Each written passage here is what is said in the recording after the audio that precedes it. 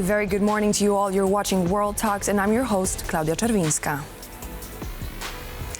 The presidential primaries are behind us, and the two main opponents, Rafał Trzaskowski representing the Civic Coalition and Karol Nawrocki from the opposition Law and Justice, will run for the office of the President of the Republic of Poland. But presidency is not just a representative role, as the president is also the commander-in-chief of the Polish armed forces.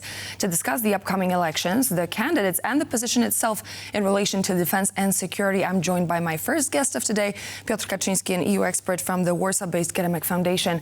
A very good morning and welcome to the program. Good morning. It's nice to be back. So as we are looking at the Polish presidential elections of 2025, this is the election to look forward to. In your opinion, is it an election of great importance, or is it business as usual? And if so, why? Well, it's not business as usual for sure. Poland is going into presidential elections, which is the next big step in terms of crunching democracy back.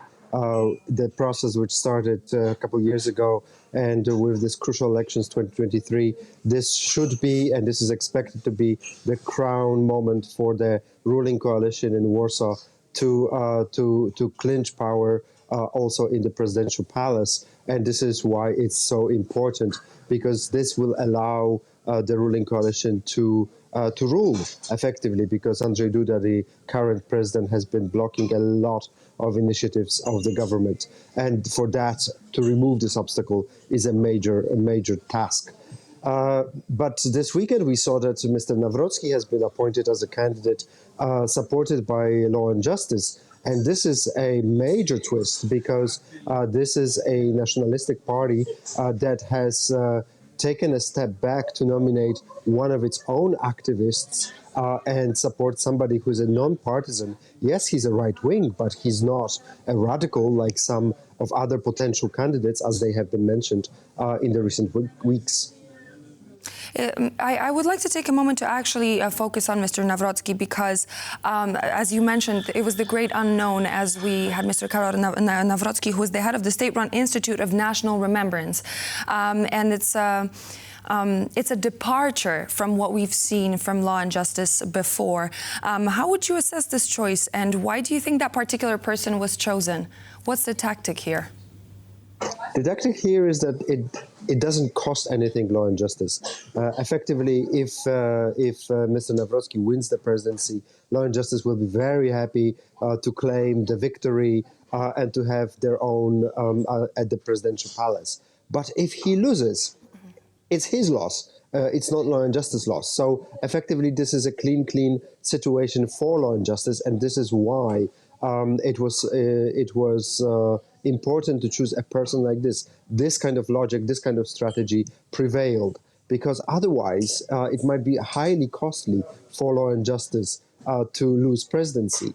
Law and Justice is going to lose Andrzej Duda as head of state, and that fact is already costly. To lose out in the public opinion's eyes with a candidate losing to a Civic Coalition candidate would be a tremendous loss in terms of capacity to win.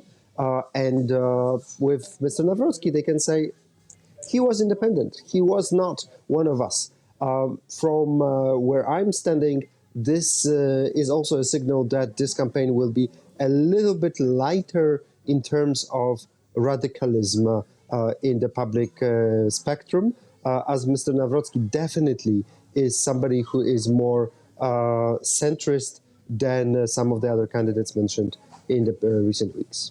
Why do you think? Why would you think that the opposition Law and Justice Party, a right-wing party, would actually want to take a backseat when it comes to this election? I'm reading it as a situation in which Law and Justice is saying we cannot win it. Yes, we will give it a shot. We will help Mr. Nawrocki as much as possible, but it is almost impossible for Law and Justice to snap that elections. And this is all about mitigating the costs of losing the upcoming vote. As we're looking at the situation within the region, on the continent, but also globally with the most recent escalations that have been taking place and the sort of messages that we've been getting from Russia, it is incredibly important to remember about the defense, to remember about the security. And this is my next point that I wanted to ask you. With everything that the continent is dealing with, why is the role of the president so vital, especially here in Poland, as we're considering Poland to be the eastern flank of NATO and part of the eastern flank of the European Union? It's very important that Polish president, who is part of the executive, maintains some kind of communication with the government. We have had over the last couple of months a major problem in communication between the government and President Duda, and we saw that it's not a win-win situation for anyone. It's not a good situation for Poland. Poland lost a few important battles in, for example, NATO positions, but also it's not good for our partners, especially Ukraine, in making sure that our messaging is done. Because Polish apparatus, for example, is weakened.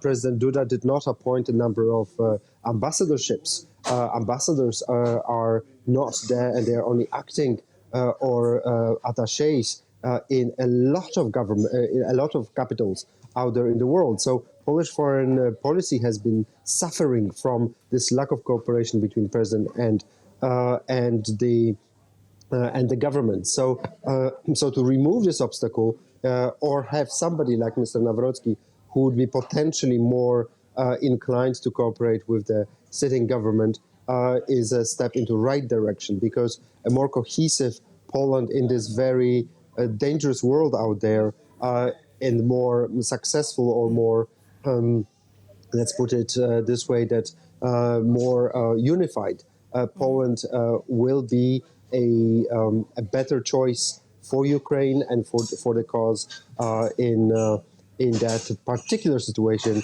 with President Trump taking office in Washington in late January. We just heard about the elections in Romania, which may be, well, maybe they are not going to be as dramatic as it seems today, but the success of the far-right candidate is definitely an eye-browsing moment for a lot of people out there. As we're looking at both of the contenders, Mr. Trzaskowski and Mr. Nawrocki, how would you say in their campaigns they're actually going to address the issue of security and defense? How do you think that they're going to try and sway their voters using that very element? At the end of the day, probably they are going to say a very similar thing. At the end of the day, both Mr. Nawrocki, I just read from my own memory two texts that he wrote in recent months about foreign policy, and he views the role of Poland as defender of the eastern flank of the EU and NATO. So if this is the perspective of the candidate Nawrocki, that is completely in line with what Mr. Trzaskowski is saying about what is the role of Poland in security, in foreign policy.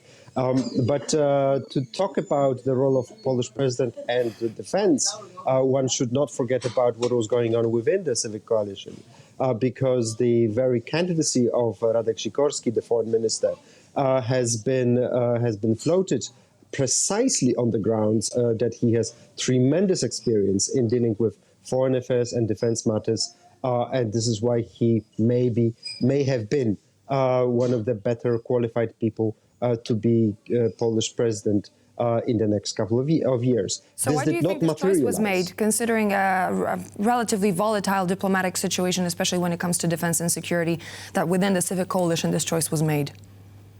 Because Mr. Trzaskowski within the Civic Coalition has been this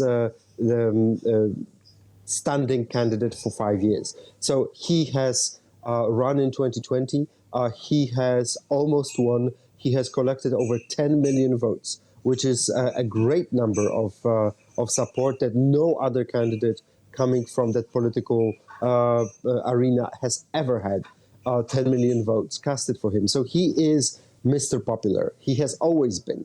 And he was therefore the candidate that was supposed to be the candidate. And one by one, all other Civic Coalition, other candidates, potential candidates, were just going away. First, there was a floated idea that Prime Minister Tusk might be the candidate himself, and that was not going to materialize. And now Radek Sikorski, with his last-minute attempt to build up support for him, but it was a little bit too late, too little, too late. If he had started his campaign maybe about a year ago, maybe he would have better chances. But that was not the case. Trzaskowski has been there as the candidate for effectively 5 years already. Thank you so much. That was Piotr Kaczyński, an EU expert from the Warsaw-based Geremek Foundation. Pleasure as always to have you on the program. Thanks for having me. And so this would be all for now here on World Talks, but please do stay tuned here on TVP World, as I'll be back in just a moment with another press review and an interview as well.